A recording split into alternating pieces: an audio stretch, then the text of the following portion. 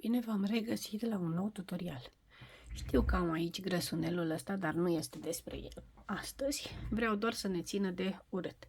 Și aș vrea să facem împreună acest model de floare, pentru că în urmă cu foarte mulți ani, nici nu mi-aduc aminte câți, am început un șal.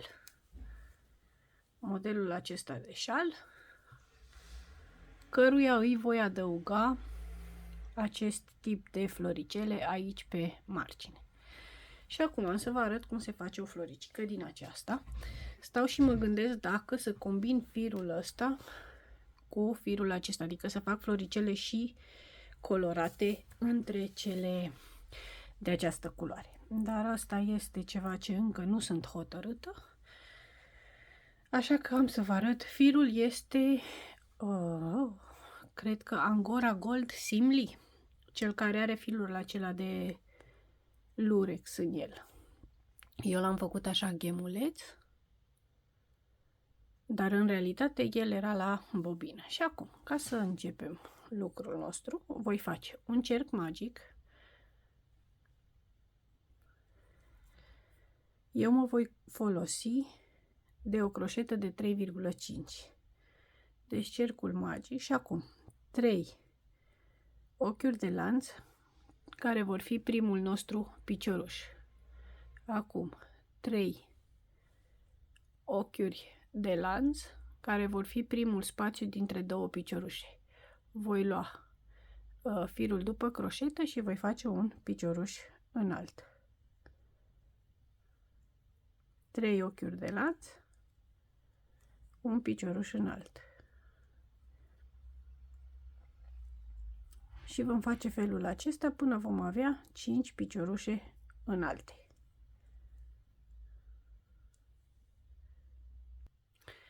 Avem cele 5 piciorușe înalte, 1, 2, 3, 4, 5 și primul care l-am făcut la început. Și vom face 3 ochiuri de lanț și vom număra aici 1, 2, 3 și în acest al treilea ochi voi face un picioruș alunecat.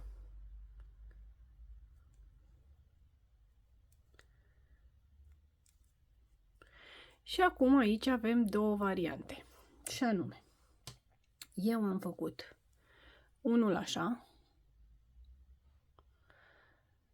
și unul așa.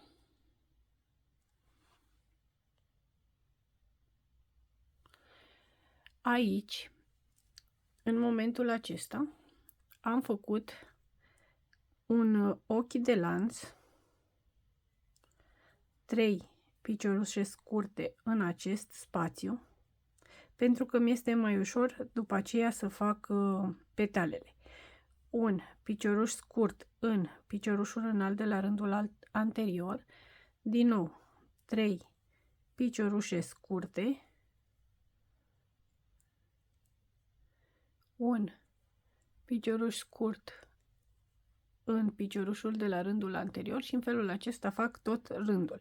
Dar puteți să săriți acest rând și să treceți direct la lucratul petalelor, doar că în acel moment va trebui să aveți puțin mai multă răbdare, pentru că va trebui să introduceți croșeta în aceste ochiuri, așa. Încerc să vă arăt.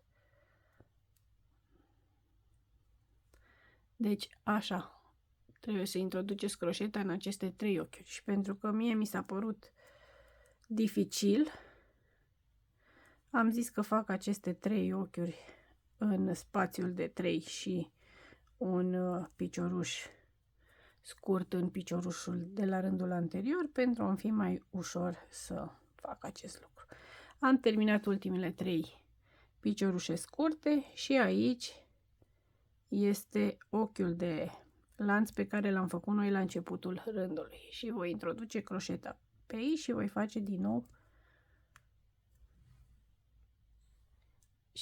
din nou un picioruș alunecat. Și acum vom începe să lucrăm petalele. Vom face 8 ochiuri de lanț, 3, 4, 5, 6, 7, 8.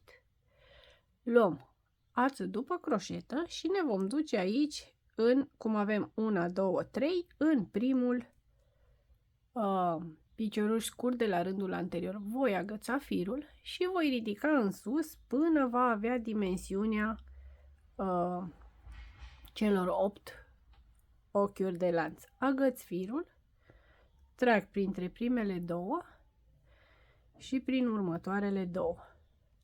Voi lua din nou fir după croșetă și mă voi duce în același spațiu și voi face același lucru. Au aceeași dimensiune, am scos prin primele două și prin următoarele două. Din nou, acum voi merge în celălalt, deci de fiecare dată fac câte două în fiecare și atunci voi avea 2, 4, 6. Mergem în următorul. Și din nou, ridicăm până are aceeași dimensiune prin primele două și prin următoarele două. Iau din nou ață după croșetă, trag până are aceeași dimensiune, primele două și următoarele două. Voi trece la ultimul ochi de la această petală. 2 și din nou 2. Acum 8 ochiuri de lanț. 8 și aici în piciorușul scurt pe care l-am făcut deasupra de piciorușul acesta înalt, voi face un picioruș alunecat. Și vom repeta 8 ochiuri de lanț, câte două astfel de piciorușe în cele 3 piciorușe scurte de la rândul anterior, din nou 8 ochiuri de lanț, picioruș alunecat aici. Deci asta este ce vom face pentru fiecare petală și atunci floarea noastră va arăta așa. Sper că vă place acest model. Poate lucrați și voi și îl folosiți în proiectele voastre. Vă doresc sănătate multă și spor în tot ceea ce faceți.